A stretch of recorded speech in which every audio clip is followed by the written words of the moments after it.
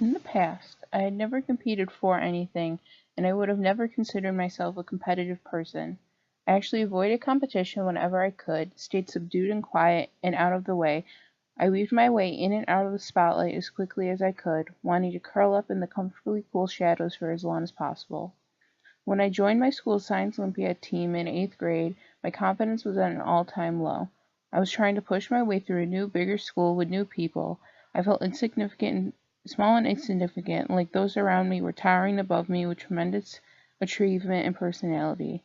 I always kept to myself in some twisted form of self-preservation. I had my friends, but only a handful. I rarely made the effort to talk to anyone new. I worked so hard leading up to competition, letting the material encompass every aspect of my life. I clung to my work ethic and information I had found like a life preserver, as if it would carry me out of the tiny prison of anxiety I was building myself brick by brick.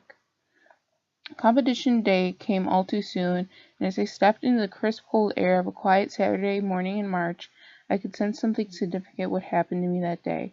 I don't know if it was because of my constant feeling of uneasiness or the pressure of doing well on my shoulders, but the thought was there. I had no idea, though, what exactly would happen.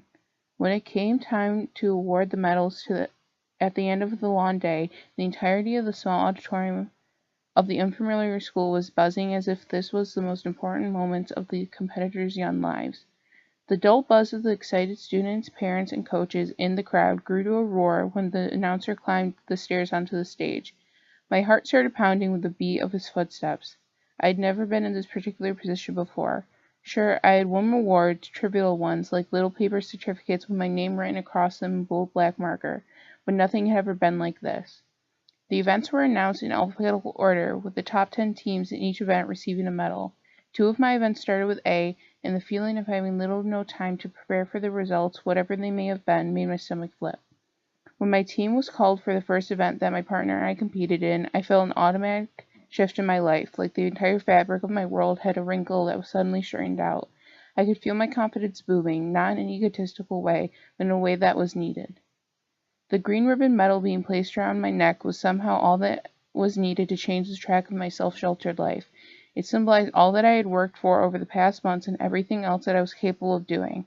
It shoved me out of my shell, later helping me to make an abundance of lifelong friends. Without Science Olympiad, I'd probably still be in my tiny brick prison to this day, feeling like a vessel lost at sea. I wouldn't know what I want to do in the future because I wouldn't have taken the great risk of discovery and diverting from my set path. Confidence, I think, is crucial in the development of a successful and happy person. I'm a better and more joyful person than the bashful and reserved one I was before, and that is truly the greatest award that I've ever received.